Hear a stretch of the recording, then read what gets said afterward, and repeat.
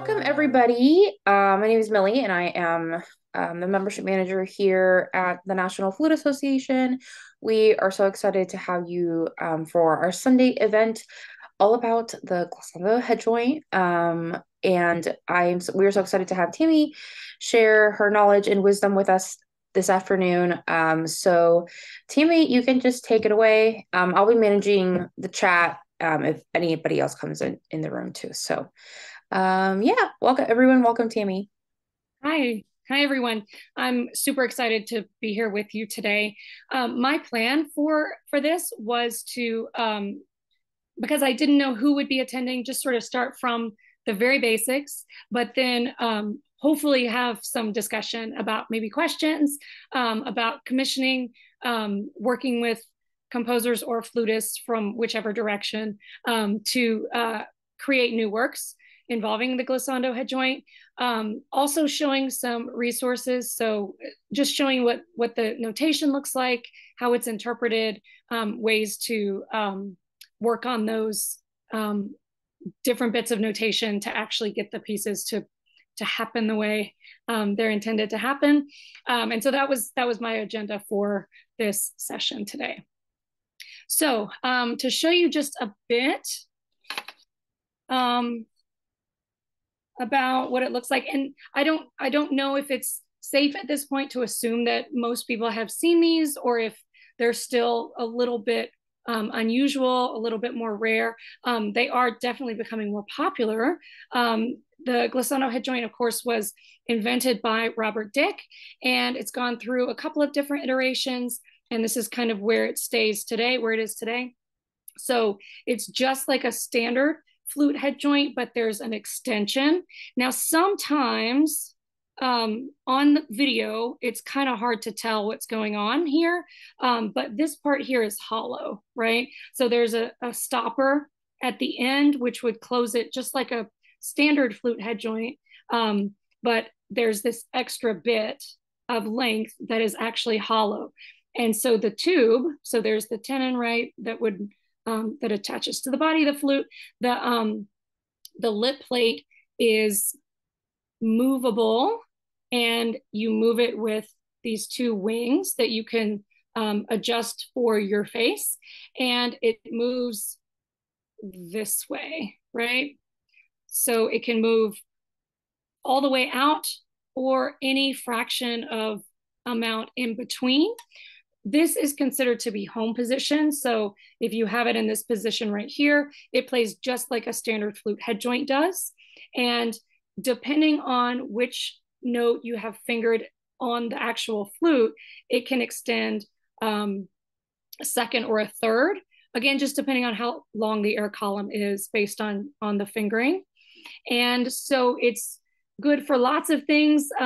For improvisation, I don't do as much improv, so I've kind of worked that into my practice just a bit, but I don't use this primarily for improvisation.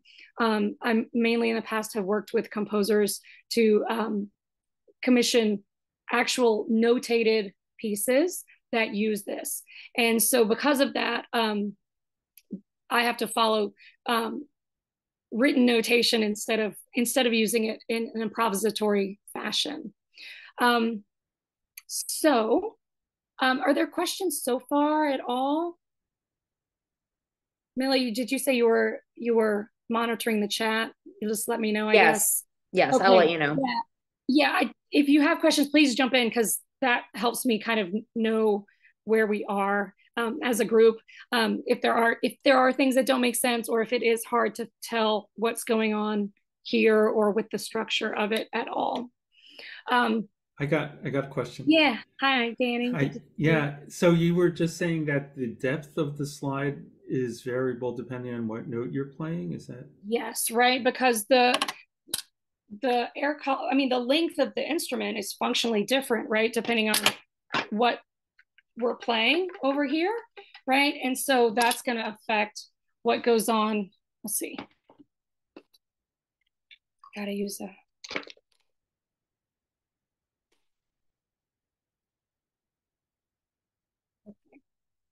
So, depending on what I'm playing, right? So, let's see.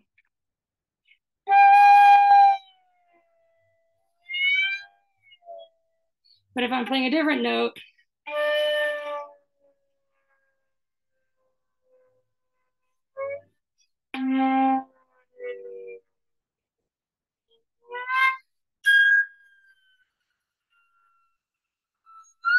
it just depends on which note is being played over on this side. Thank you. Yeah, sure. All right. Any other questions so far? Yeah, can you maybe, Tammy, change your settings a little bit for your sound? Sorry. Okay, let's see.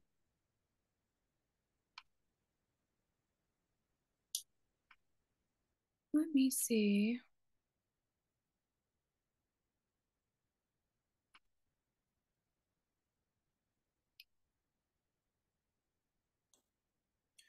It's that setting about use original sound as opposed to filtering out background. Right. Also the HD for music and canceling echo. Looks like there we go. All right, can I try? Let me try that again. Let me just try.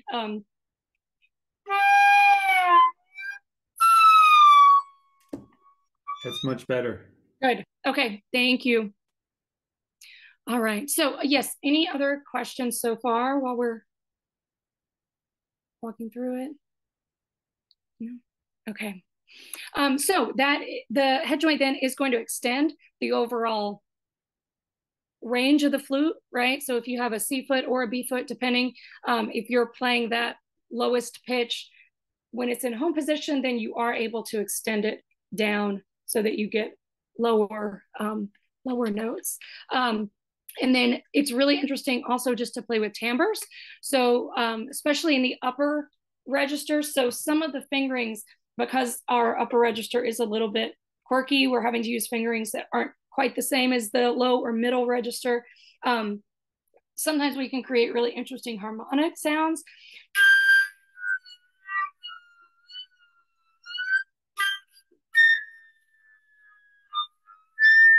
And they're not always going to be able to extend it all the way down, but you can have those interesting timbral variations that maybe you wouldn't normally have if you're not playing the head joint extended out in some way. So there is a fingering chart, and of course, Robert Dick devised that chart. I wanted to share my screen so that you could see that.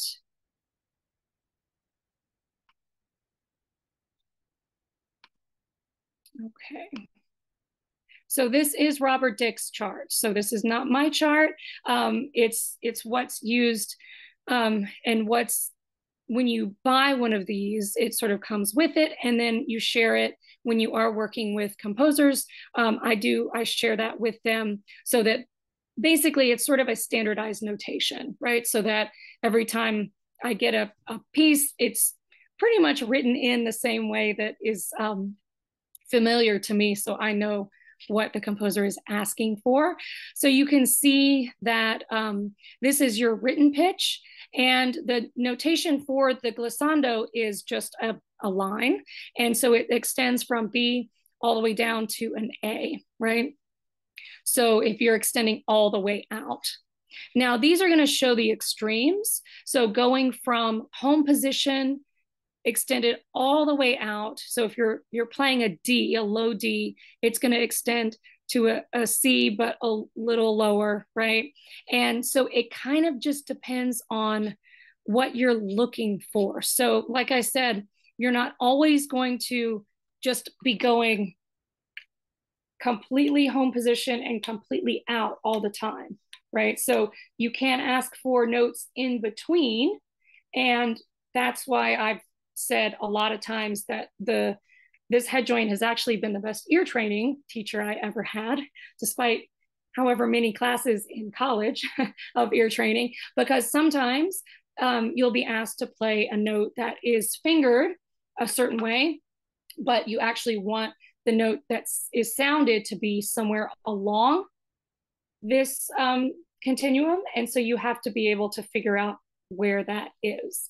And so for me, the way that I've worked that out is just really by feel. So I'll know that a certain note with a certain fingering is approximately halfway out, and then I can tweak it for intonation once I get close, right? So if I know that I'm approaching halfway, and so when I get close, I'm really listening to refine exactly where it needs to be so I hit that exact pitch. So Hey, Tammy, yes. somebody is asking, I'm also curious too, like what brand of flute are you using? And like, is the head joint, like, can you put that on any brand or Yeah. I guess your setup, like, what is your setup? Yeah, so I'm a Powell artist. So I play Powells. This is a handmade silver with, now my typical head joint is Aramite. That's not a glissando head joint. But yeah, so the glissando head joint it's made by Robert. So he designed it and then has them made. And so it does work with any flute. Yeah. So it's not a glissando flute, right? Sometimes we use the term glissando flute, and so maybe sometimes people think that the whole flute itself has to be matched exactly to the head joint, but the head joint just like any flute head joint, right? It can be switched, right, to any flute. I mean, as long as it fits. Mine is not fitted, so I'm cheating and using a thin sheet of paper right now on this flute.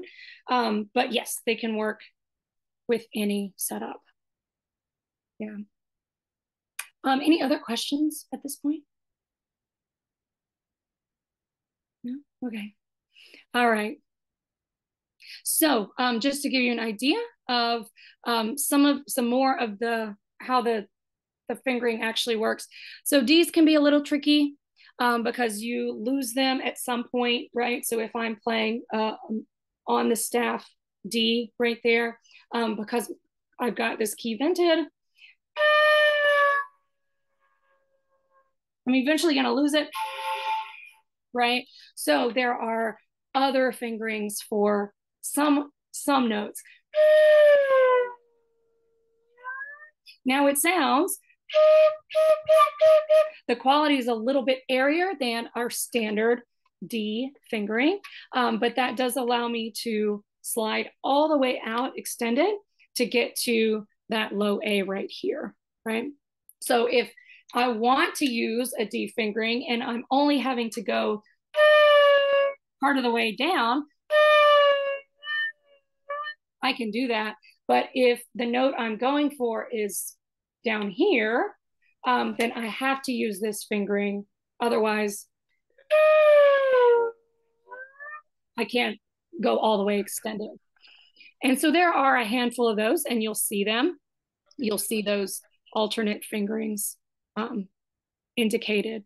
So like high D as well. It cuts out. So instead, then I can extend all the way down. And the upper register can get a little interesting with some of those. As we know, those fingerings are not the same as our low and middle octaves. All right. So again, really interesting timbral changes sometimes can be created with these too. So if I'm looking at some of these higher ones, so I'm looking at this one here, A to F.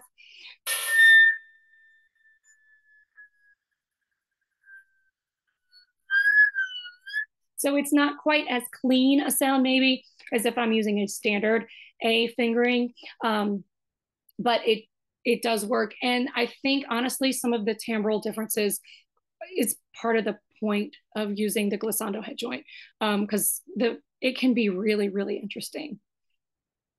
All right. Other questions so far? Do we have any? Okay.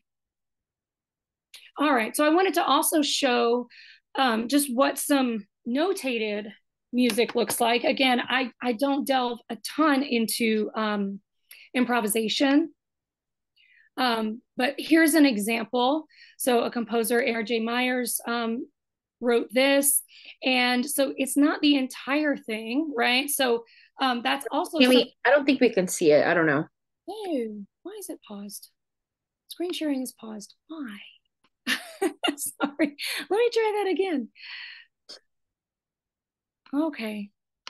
That should work. Yes. Okay. Yes. Mm-hmm. That's working. Yeah.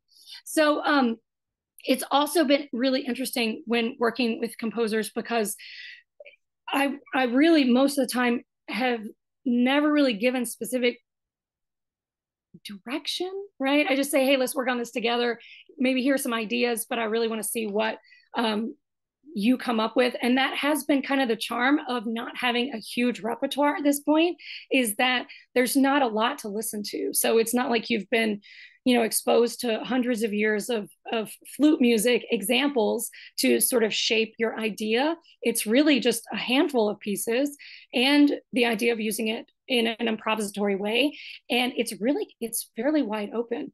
So a lot of the pieces have been heavily glissando. So, you know, every measure's got something that is used, and then some are a little bit more sparingly used.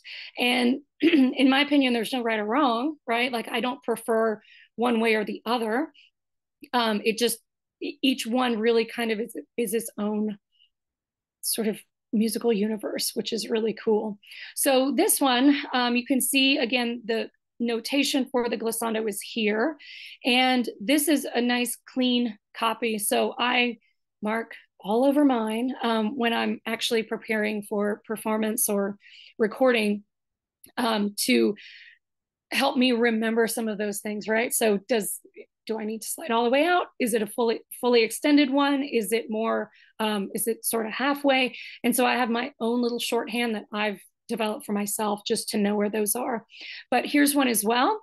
He did a really interesting thing here where it's just sort of a fall off. So it doesn't go anywhere in particular, just sort of a niente slide off of that notated E natural. So that one was really interesting to do. Also here we've got, you know, a lot of low register stuff, which is always fun because we're extending the functionality. We've got, let me see if I can move that over. Here he's actually asking for some multiphonic stuff, which is cool too. But there's just a big variety. So as you can see, there's not a ton here, not a ton. There are definitely other extended techniques, but obviously we're just focusing on gliss today. Tammy, somebody had a question. They have a glissando head joint, but some of the glissandi look impossible. Like, I guess she's referencing to the piece specifically. Can you explain the one in bar 4? Let's see, bar 4. Right here. So yes, so we're just sliding from an A sharp to an E. And so, right, so if you're in, I'm just thinking, trying to think logically. So if you're playing an A sharp, right? So you're actually going to slide lower. So what you have to do is actually play the E, and then you're going to extend it out until you reach the A sharp. Or let's see, what is that actually going to be? Sorry, guys. Yeah, I know it paused again because I switched over to a different tab. So the lowest that the C sharp's going to go is, or sorry, that the E is going to go is C sharp. So what I did in these cases is let's see, what did I do? I started on an E or on an A sharp, and I figured out where it was on the slide to figure out what I needed to play on this, actually needed to finger, and then I slid it up, and then I slid it out with the E finger. Let me explain that again. I was thinking and talking at the same time. So I found where the lowest pitch extended was an A sharp. And so I played that pitch here and slid up. And then I switched my fingers to the E and slid up. So it involved 2 different fingerings, but I sort of connected them together as best I could to create that slide from A sharp to E, if that makes sense. So the lowest it goes on the chart is C sharp, right? And so I had to figure out a way to slide from A sharp to C sharp and then to E. Could you demonstrate it? Yeah, so I don't have my marked up part here.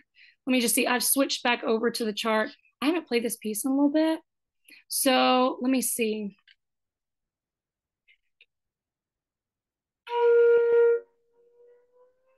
Hold on. Yeah, that's what I did. So I'm going back. Yeah, so this is going to be my A sharp. So I'm using this sort of alternate fingering that's in the chart. I'm sliding up like this. So again, here's my alternate that's going to get me the low A sharp here. I'm sliding up partially, and I would clean this up when I'm practicing. Then I'm switching over here to the E, going back there and sliding all the way up. That makes sense. So bar 2 would be similar, where you bridge between two different voices? Right. Yeah. Did the composer know that that would have to be compromised in that way, or? Yeah, I mean, he had the chart, and so we talk. I typically talk a lot with, not during the composition process itself, unless they send me sketches, and then I'll say, hey, this is how this would have to work. I think we mainly talked about this one afterwards, and we kind of talked about just the logistical things like that.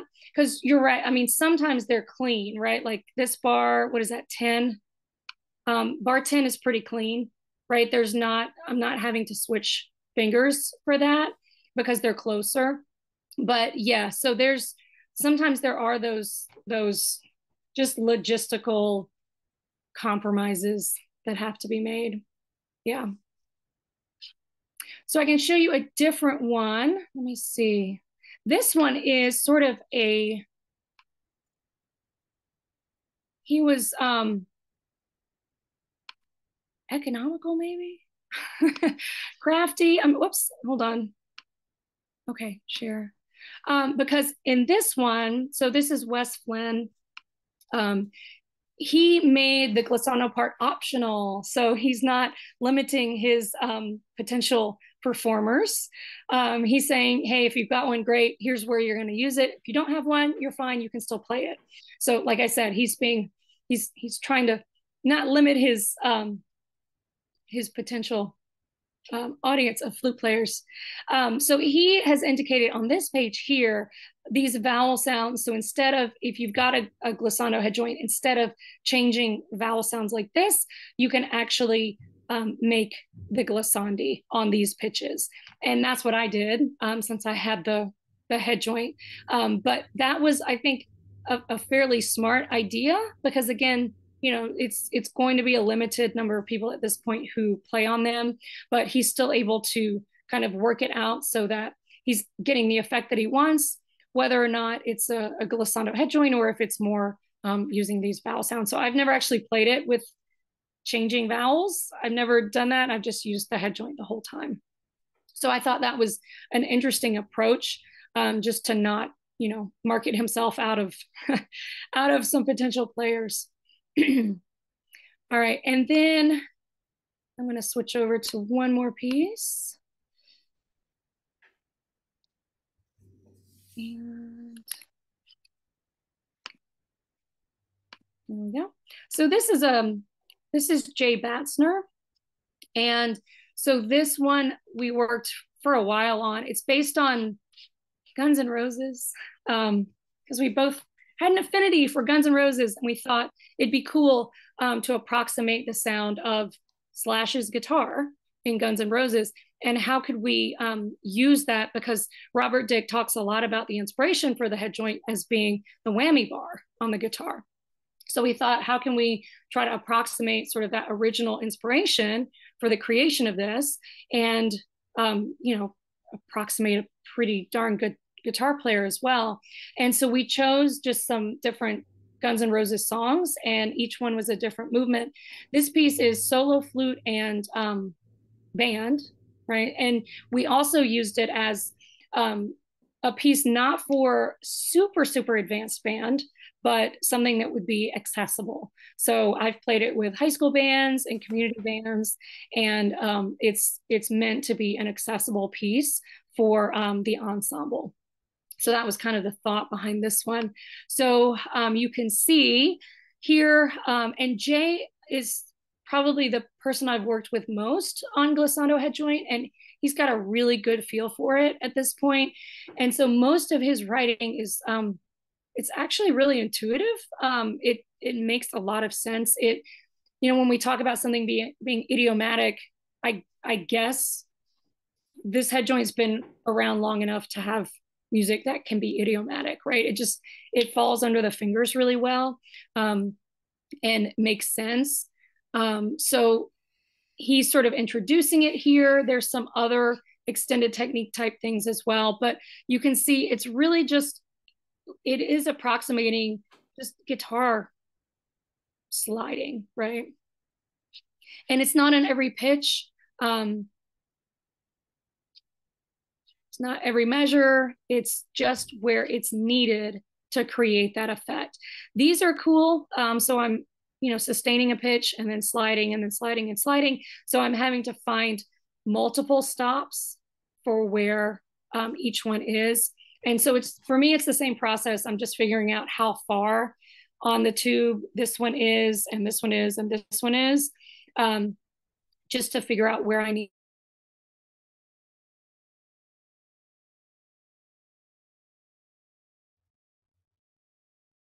to be.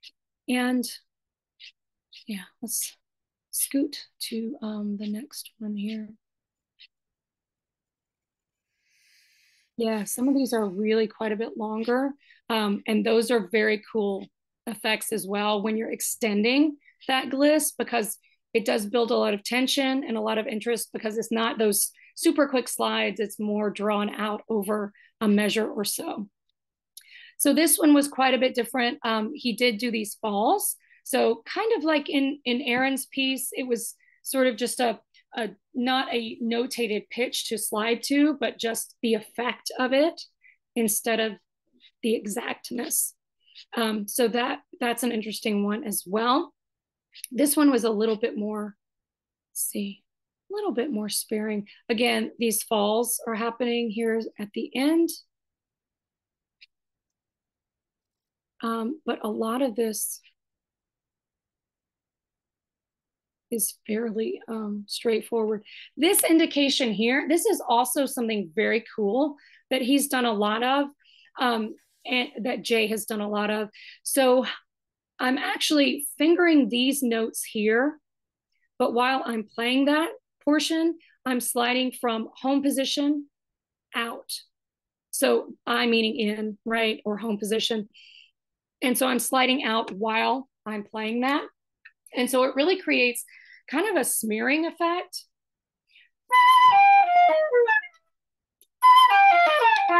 Right. So it's really kind of a cool,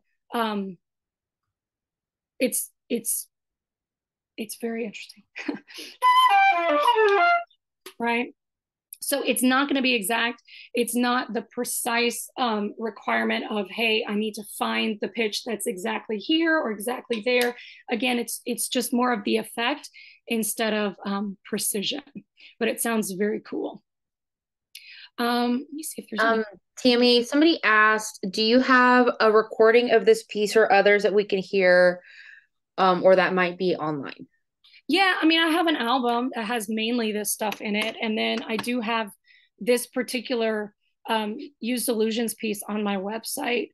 So, I mean, it's tammyevansflute.com. And so if you go to recordings, yeah, this one's called Used Illusions. It's on there and you can hear all of it.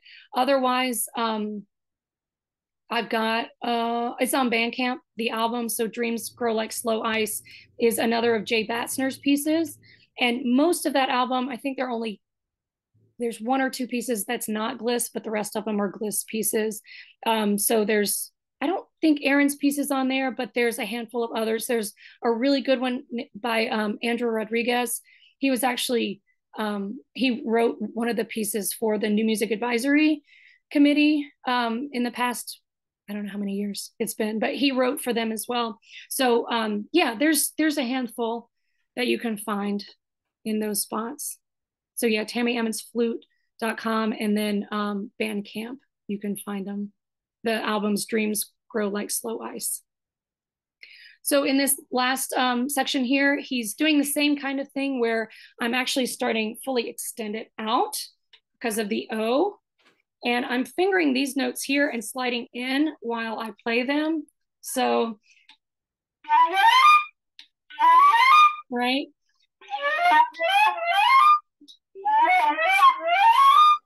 So it's, again, it's an effect. So it can be used for really, really precise notation, and it can be used for just cool sounds as well. Same thing here. This one's a little bit more just using it as effect. And you can see, I mean, even in the ensemble, there's nothing else going on right there. So he's really highlighting just sort of that smearing sound. And I get to be Slash for just a few minutes, which is fun. All right. I want to see if there's anything, any different. Really, it's just a lot more of the full extensions in and out with changing the notes underneath. Yeah, so there's quite a bit more here. Yeah. Okay. So any other questions at all?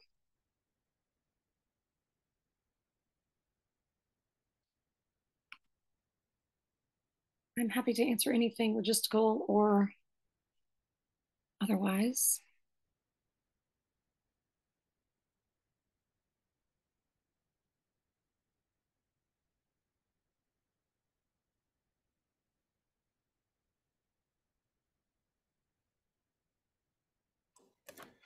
I'd love to hear you play a little more if you Oh are yeah? up for it. Yeah. Okay. I was not planning to do that today, but let's see. Let's see if I can do that. Yeah, let's see. Let me get back to a good spot in Jay's piece. Don't think I have. I mean, my greatest hit for Glissando Headjoint is Dreams Grow Like Slow Ice. That was the first one that I ever commissioned. And I played it the most, just traveled with it a whole bunch, played it a whole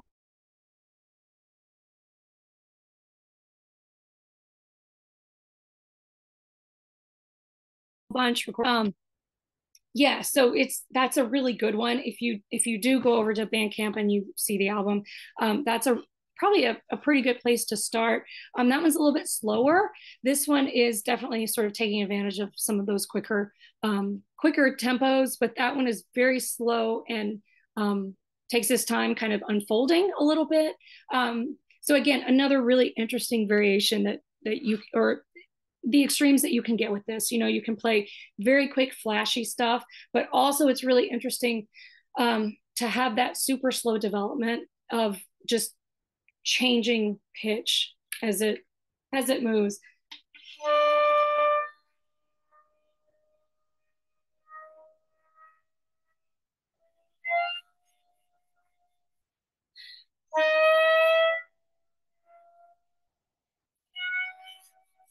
I kind of like that question of, is it changing? Yeah, I think it is, but it's not changing a lot. It's sort of that what's going on. It's really causing the listener to be engaged with the sound.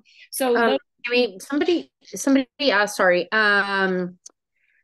is the notation, so Ken said, curious, is the notation therefore pretty much established, or are composers still finding alternative notation methods? It's not alternative. So as I mentioned, Robert Dick provides the fingering chart, right? And shows you basically how that works. So there's that line, right? The line is showing you that the glissando is happening either this way or this way. And so that's standard. That's what he wanted. That's the way that it's done. But then, like I mentioned, part of the extremely interesting part of working with composers with limited repertoire to draw from, they're coming up with their own ideas, right, that haven't necessarily been addressed yet. And so there are, at the beginning of, let's see,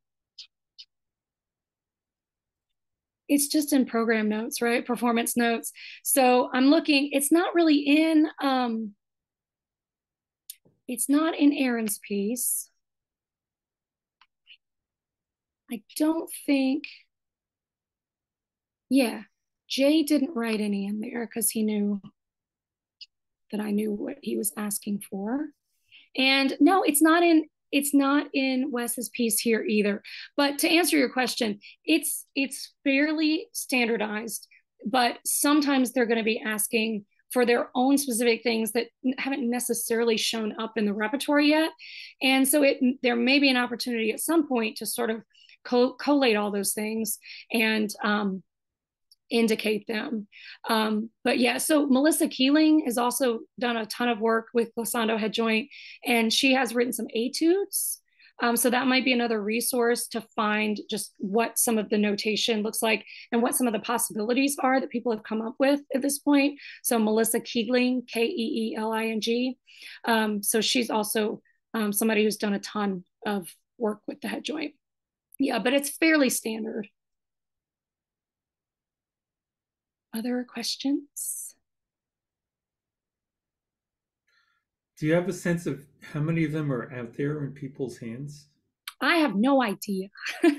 I mean, I run into people, I haven't been to NFA in the past couple of years, but I'll run into people who do have them or are thinking about getting them, or they have them, but they're not quite sure what to do with them yet. And that was my question. I have one. I use it for improvisation. Yeah, right. Yeah. And I think that's probably fairly common, but somebody like me who's not a huge improviser, I kind of wanted, before I sunk the money into it, I wanted to know, what am I going to do with this thing? I don't want it to just clutter up my flute bag, right? And me not ever use it. So that's when I actually did make the arrangement with Jay that we're going to do this piece. I'll go ahead and get it. You go ahead and write it. We'll just see what happens. And it ended up being, I mean, for me, just the experimentation that's possible,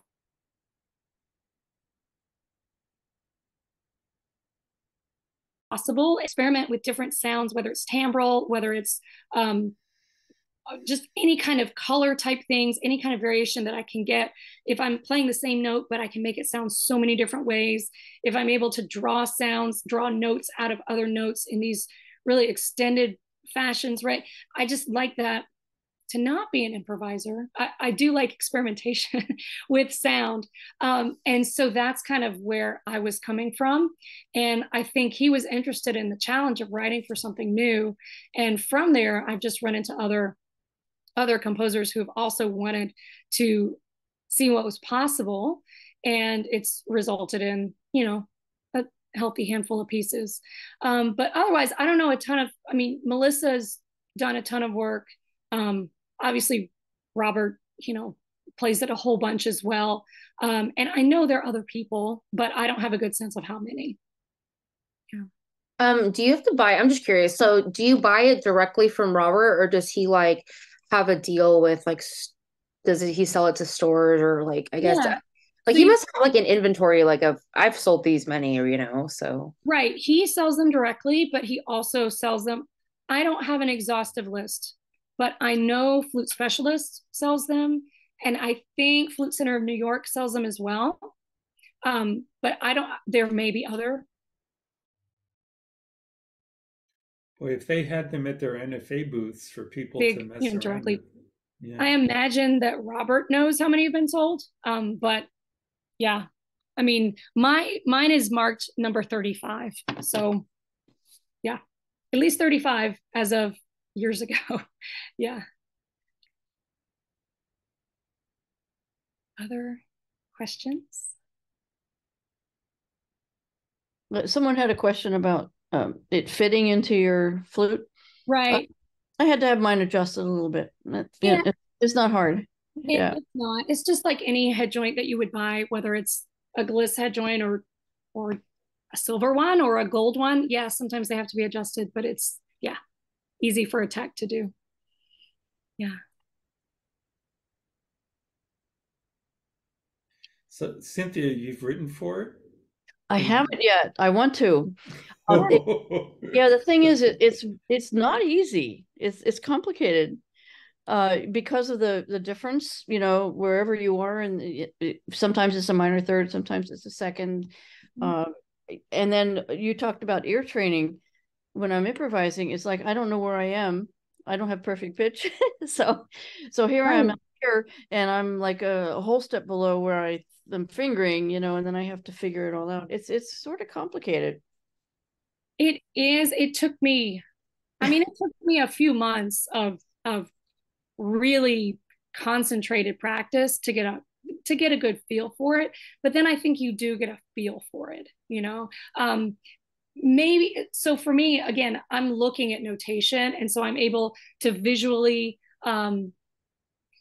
match what I'm seeing with what I'm hearing. And I think for me that's a reinforcement because I tend to be a little bit more of a visual learner. So when I'm seeing what that looks like and hearing it at the same time and feeling where it is, that kind of helps me put it all together. And so I think that's kind of how I just developed a feel for it. Now, obviously, for a new piece, I'm going to have to dig in and spend a lot of time, but it's not that initial, oh my goodness, like I don't even know where to start kind of feel that it was at first. So there is, I mean, you build that level of fluency and then you apply it to the new pieces as they come out. Yeah. Yeah. I think I just need to devote more time to it.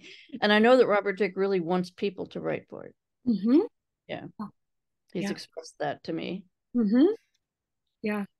Well, I think I've worked with composers on 24 pieces at this point. So yeah, I think word's getting around, I think, to composers who are outside of the flute community, who, again, want a new way of writing for flute or just different sounds that are possible.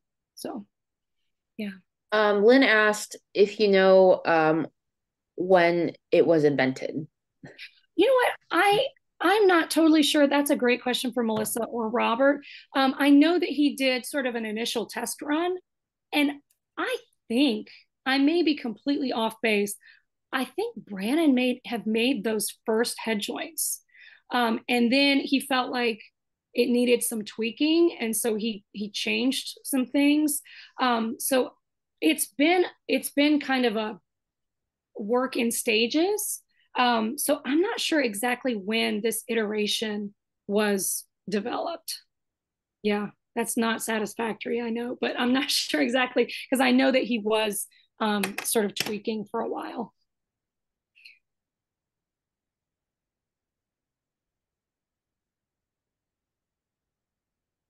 Anything else? Well, thank you. This has been very interesting. Good. Yeah. I'm glad. Motivating me to get back to it. I would love to see you write something for it. Yeah, that would be amazing. That would be awesome. Yeah. Yeah. Okay. Oh, Lynn asked like why, if you know why Robert maybe felt the need for like something like this, I guess. Yeah, it was the whammy bar on the guitar. So yeah, so he's trying to approximate that. And I mean, I think flute, we're used to copying the human voice, right? Like that's kind of been a thing, or copying bird sounds, or that's kind of been our jobs. But if you listen to a lot of really good electric guitar, it's also really a fascinating sound. And if he's able to create something that can approximate that, and then I think at this point go beyond that too. Again, that's what has really kept me seeking out composers to write for it, is they are all coming up with just completely different things, right? So some are really using it extensively in a piece. Otherwise, it's just, for a little bit of color, a little bit of just interest. But seeing what can come out of this with limited repertoire has been absolutely fascinating. Yeah, like it's exciting to get a piece and say, what did this person do? Because I have no idea. I have no idea what direction they're going in. So it's been very cool. I think it's just a natural extension of us as flute players wanting to see what else we can do with this instrument that's been around for a very long time. And this can be another iteration of what the flute can sound like and what it can do. So, yeah. Just some comments. Steve said, so I guess Robert was frustrated by Jimi Hendrix guitar playing. He wanted to do that too with his flute. And then Ken said, and many instruments allow embouchure deformations to alter a pitch a lot, where on the flute things destabilize much more quickly. Yeah, I mean, this obviously can change pitch a lot more than just loosening and dropping and changing the embouchure. Absolutely. Yeah. Yeah.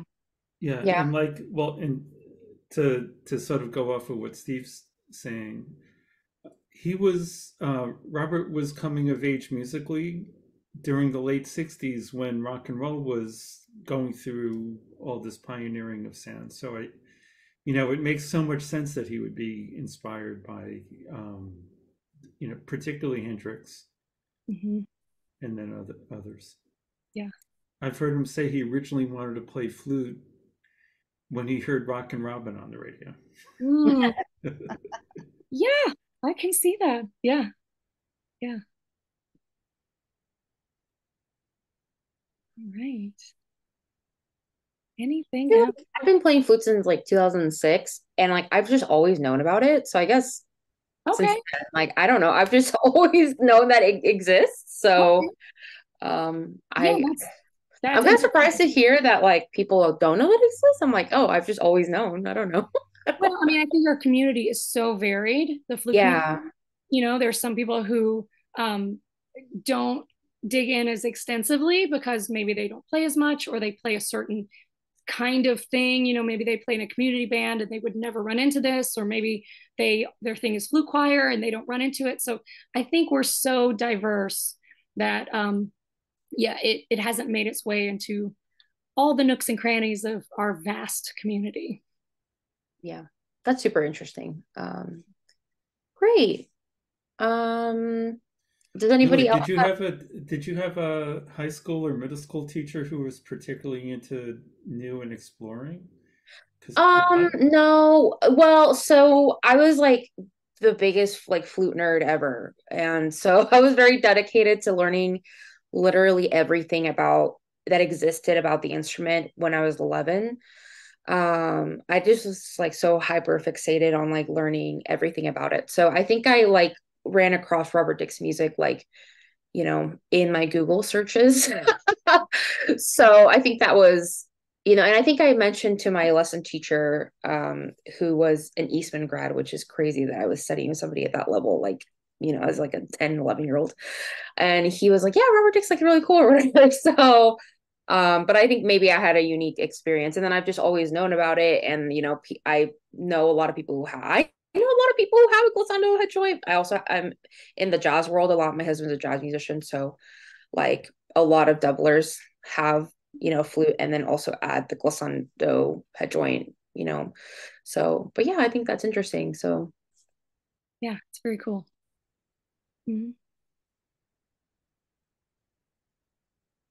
Well, another big rock and roll influence for me was Jethro Tull. Yes. So I love doing a lot of singing and playing at the same time. Yes, right. Yeah, I'm not getting that question quite as often as I used to. Right, that used to be the standard question when someone learned you played flute. Oh, do you know Jethro Tull? Have you ever heard Jethro Tull? Yes, I have heard. Yeah, but I think bands that pulled flute in, and there were some. There were a hand more than there are today, I think, except maybe Lizzo. But bands that were really popular during that time, right, some were pulling flute in, and that kind of introduces the sound to the community as well. So, yeah.